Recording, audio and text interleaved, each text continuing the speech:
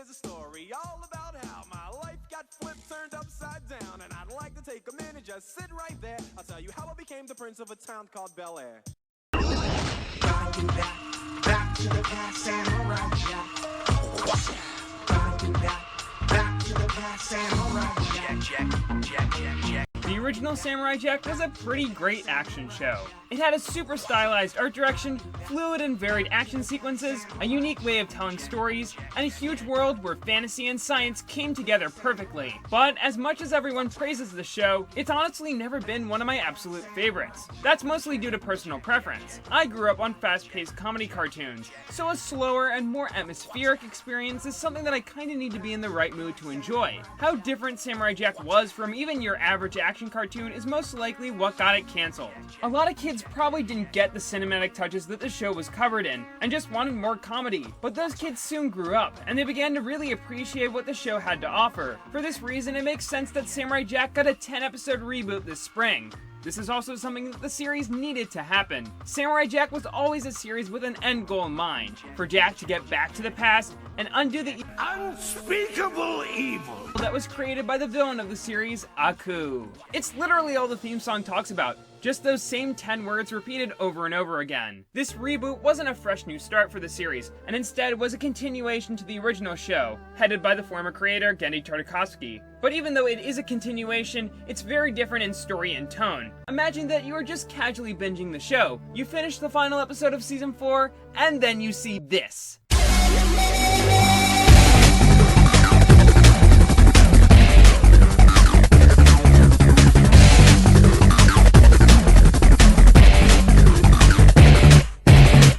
Quite a lot has changed, hasn't it? Samurai Jack has grown up with its audience.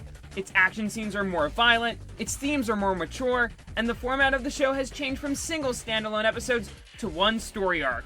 But even though it's now on Adult Swim and sporting a TV-14 rating, the series isn't too distant from the original series. What made the show so good to begin with is still here and accounted for, but in different ways. But the change in format is probably the thing that has affected the show the most. Yes, I know that Samurai Jack had a very loose plot thread going through a lot of its old episodes, but you could watch most of the show out of order and completely understand it. That is no longer the case with this season. There's a lot of story for this season to cover, and not enough time to fit in the drawn-out sequences of silence or action that the show is known for in each episode. Instead, this season takes the route that the pilot took in regards to showing off each aspect of the show, which is showing them off in half an episode or in an entire episode. For example, the beginning of episode 2 focuses a lot on comedy, while the second half is a couple of long action sequences. We see less and less of each individual element as the show goes on, as it makes room for wrapping up the series' story. While this season is set up a little differently than what you may be used to, I didn't mind it. There was never a moment that I thought didn't fit the style of the series. There's even only a few instances of very gruesome action, and when it's used, it's relevant to the story. Like an entire episode is devoted to Jack questioning if doing this was the right thing to do. This season manages to change a major rule of the series while still having the same feel, and that is how I feel any series that makes big changes to its foundation should be. The new format has also made multiple storylines a recurring element in the series. These can range from being one long scene at the start of an episode, or a plot that weaves in and out of the main plot. Whenever they are used, they always have a point and purpose, but they aren't always implemented into the story in the best way.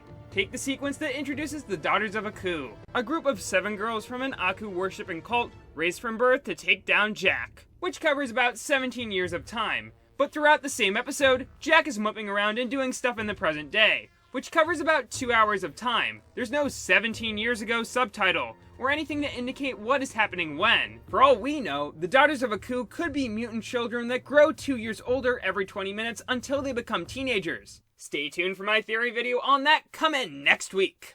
With a serialized story comes the opportunity for a deep and layered plot, and this season delivers on that front. It's been 50 years since the events of the original series, and Jack has virtually no way of returning home, including things that you think would have factored into the main plot, but were just simply destroyed off screen. This realization has taken quite a toll on Jack, and has caused him to lose all hope for the future. He's seeing visions of a ghostly samurai demon, as he feels that he may have failed his quest, especially since he lost his sword years ago. We've never seen Jack struggle like this, but it's conveyed very well through detailed and vivid visions of the ones Jack left behind, and a twisted version of Jack's past self that is quite literally twisted. Jack is constantly given trouble early on in the season, A bunch of deadly assassins are sent to kill him, he accidentally murders a human for the first time, and he has to decide if it's okay to kill other people in self-defense. Just another Tuesday, you know? He's gotta handle these big moral dilemmas on top of going from a soldier in metallic slippers to the noble, clean-shaven man that we all know and love. But he isn't just given a shave and a new robe all in one episode. We see him slowly regain his hope and confidence in himself and experience something that he's never experienced before. Also, Phil LaMarr's performance as Jack is nearly perfect. I can't think of any times where I thought his delivery sounded off, and he did a great job with everything that was given to him. It definitely feels like he's been waiting 13 years to say all these lines. Enough words! Show yourself, samurai, so you can die! Very well. The decisions you make and the actions that follow are a reflection of who you really are. There's only two small problems that I have with Jack's arc. First of all, and this is delving into minor spoilers, the thing that gets Jack to finally accept the fact that he will never complete his quest is when he believes that he accidentally murdered a bunch of small blue alien children who were being controlled by this doofus. Now, it kinda makes sense that this is the straw that breaks the camel's back, since it involves Jack killing innocents, which is what caused Jack to become depressed in the first place. But it turns out that the children were alive the entire time. And if Jack just waited a few more minutes, then he wouldn't have accepted what he believed to be his fate. I know that this plot point with the demon samurai had to be resolved somehow, but the way it was done here felt a little anticlimactic. Earlier in the episode, Jack even says, Have patience. "You really lived up to your words, didn't you?" I also thought that the journey for Jack to get his sword back was far too short and easy, and Jack really didn't have to struggle that much to retrieve it. I understand that the fight was more metaphorical than physical, but it still happened way too quickly. Once he figured out that he had to get rid of his inner demons, the conflict was resolved in a flash. But those two problems I had were only very small bits of Jack's arc, and most of it felt believable and was conveyed very well. And though I still wish he kept those badass metal slippers, he's still the coolest person over 50 that I've ever seen. Except for you, Grandma. You'll always be cool.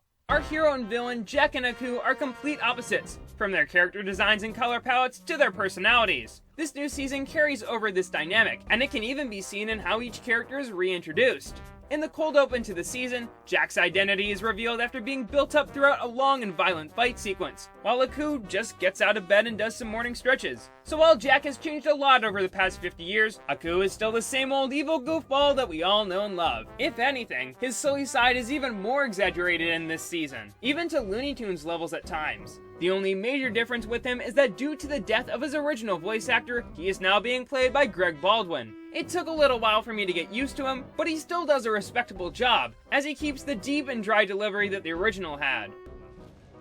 Perhaps annihilating this scum will break me out of my malaise. While Aku is sort of going through a midlife crisis due to the fact that he can't seem to stop his only problem in the world, he responds by counseling himself and killing entire armies. I wasn't expecting this to be taken seriously at all, but I can understand why some people were disappointed that he didn't become a stronger character like Jack did in this season. I honestly was just having too much fun watching Aku dance and flashing that charming and dopey grin of his. But the biggest highlight for me was the art direction and action. The colors and lighting are straight up beautiful and mix so well together. There's so much variety to all of the action scenes, and they each have something distinct about them. They never feel like they drag on for too long, and as I said before, the more gory elements actually serve a purpose. The first 3 episodes execute these concepts perfectly. The action is intense, and the story is slow but still very gripping. However, the 4th episode is where things get different. This and episode 8 are the last episodes that really feel like the original series and stand on their own before the plot really kicks in. The animation also takes a minor drop in quality for the majority of the episodes after the 4th.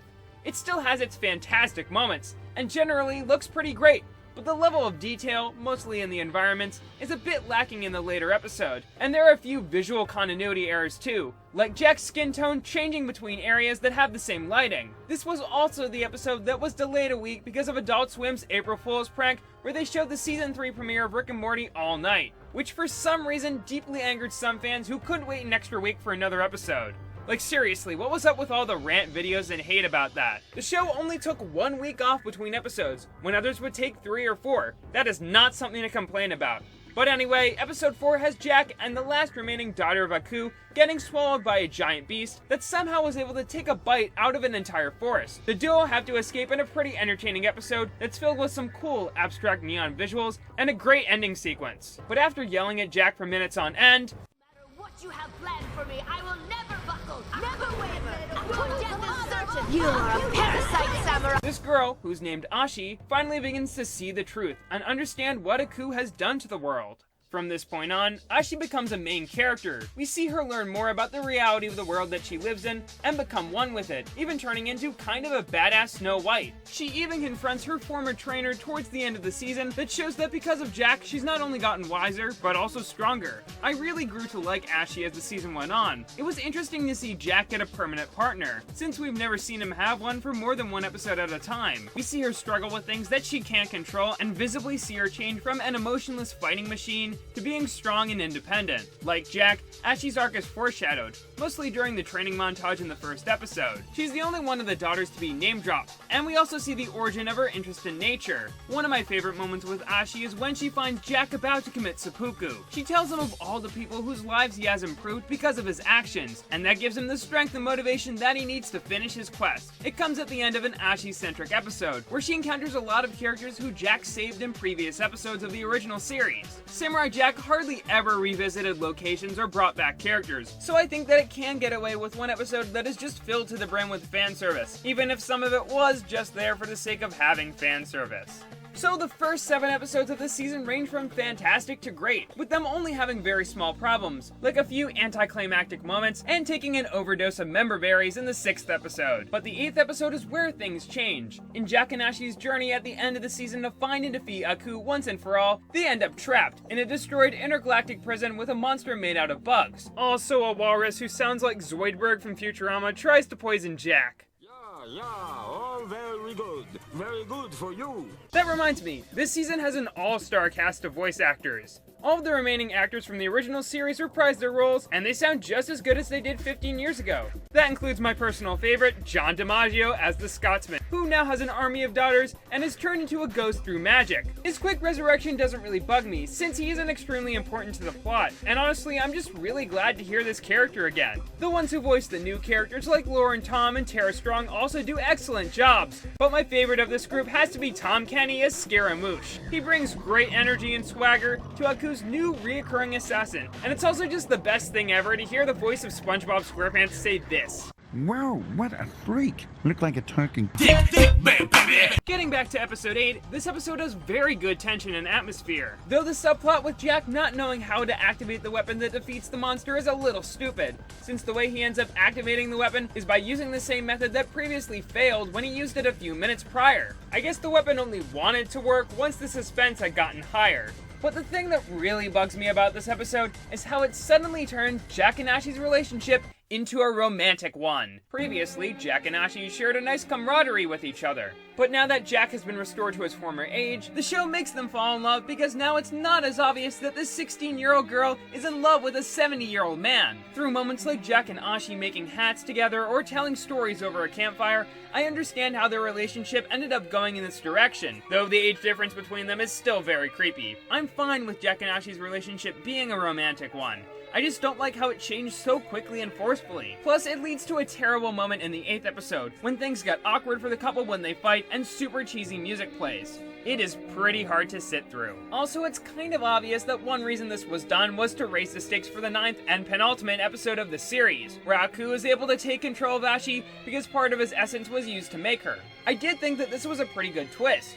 I was expecting Aku to be involved with the daughters of Aku in some way, as they are his daughters after all, but I was not expecting for Ashi to become an obedient servant of his, complete with shape-shifting limbs and fiery eyebrows. Not wanting to harm her, Jack surrenders to Aku and lets go of his sword, setting the stage for the final episode of Samurai Jack.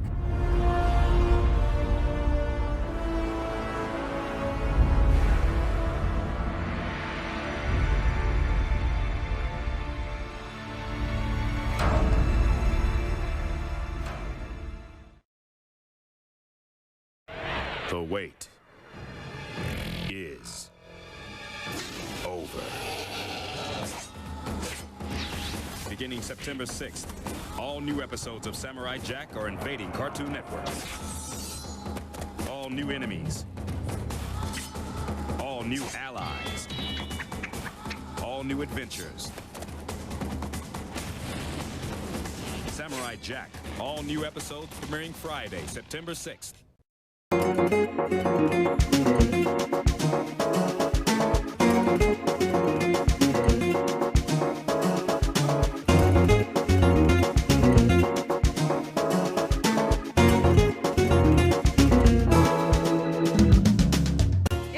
Already noticed, I've been calling each episode in this season by its number instead of its name, and that's because the episode naming for this season is very strange. Like the original series, each episode is marked with a Roman numeral, but unlike the originals, these episodes don't have any titles attached to them at the credits, like Jack vs. Mad Jack or Jack and the Farting Dragon.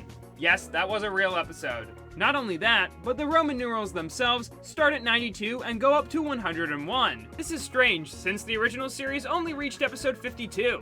I'm not sure why the numbers jumped up so far. It's definitely not because of the IDW comic series, which isn't only non-canonical with the show, but only reached 20 issues. I suspect the reason behind the jump lies in the number of the final episode of the series. The number 101 symbolizes godliness and eternal life, which is a theme in the finale. It's a weird explanation, but it's the only one that makes sense to me and I'm sticking with it. But enough talk about numbers. Let's talk about that finale. So in the weeks following the airing of the Samurai Jack series finale, there's been a lot of backlash online concerning it, and I understand why. The finale did have some major problems, mostly with its management of time. Parts like the intro and the wedding were given way too much screen time, and the timing for some things felt extremely convenient. Ashi seemed to disappear out of existence at the worst possible time, only to create drama. It doesn't even make sense that she would disappear once she realized that she shouldn't exist. She should have disappeared the moment Aku was defeated. Though I definitely thought this finale should have been a two-parter, everything else I feel was handled very well. I like seeing Jack's allies return to help him. Seeing Jack's friends pay him back by buying some time for him was satisfying as well, and their fight sequence against Aku was very unique and varied due to the different weapons and forms of travel each group had. I also like how Ashi was able to send herself and Jack back in time by taking control of the Aku side of her powers. She also returned to her black suit look, which looks way better than both her Tinkerbell and Star Trek cosplays. I wasn't expecting this twist in the story either, and I don't mind how quickly it took the duo to get back to the past after Ashi realized that she had Aku's powers. If they waited any longer, Aku probably would have found some way to stop Ashi by shutting down his powers or something. So it was smart of them to leave as soon as possible. I understand the criticism that Jack and Aku should have had one more battle, but I don't mind. It probably wouldn't have been much different than any of their previous battles, or even be the best one. For me, it was much more satisfying to see Jack beat the ever-living tar out of Aku almost effortlessly, and I'm glad that Jack was finally able to complete his quest in the end. While it does basically undo the events of the entire series, and maybe even the lives of some of the other characters, it ends the series the way it should have. Jack was always meant to go back to the past. It literally was the only thing that the new intro carried over from the old one. I know that others feel that it would have been better for Jack to stay in the future and defeat Aku there, especially since, as I hinted to before, it retcons what was foreshadowed in Jack and the Traveling Creatures. I probably would have agreed with you that the episode was kind of disappointing if the final scene wasn't so perfect. We see Jack walking through a forest alone. Even though he has won the battle against Aku, he's lost everyone he ever loved. But then a ladybug comes and lands on his hand, the symbol of nature and hope that was prominent throughout the season. Then Jack looks off into the distance and sees that it's covered with healthy trees. The same kind of tree that Aku left alone in the future. Jack may have had to sacrifice a lot, but there's finally hope for the future, and it will be much better than it could ever be.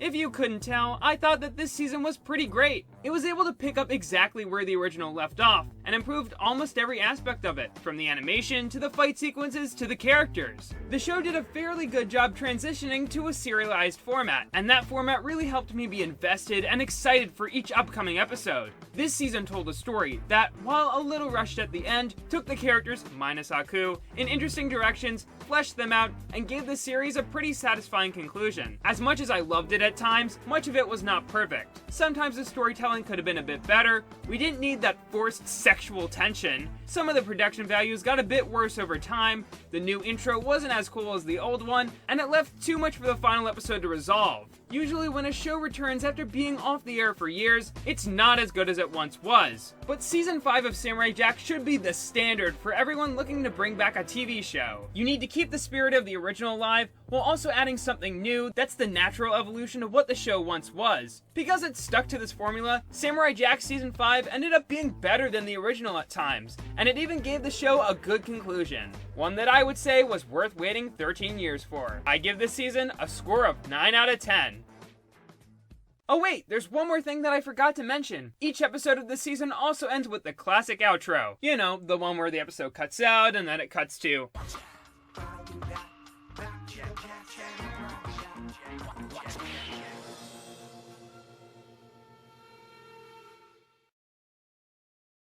And that about wraps up this video. I'm sorry that it took me so long to finally get around to covering this season.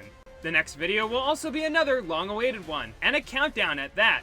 It's probably going to take a bit longer for me to put that one together, but if you want to stay updated on how videos are progressing, check out my Twitter and Discord server, both of which are free to join and will be linked down below. I'm Nintendo, and thank you for watching.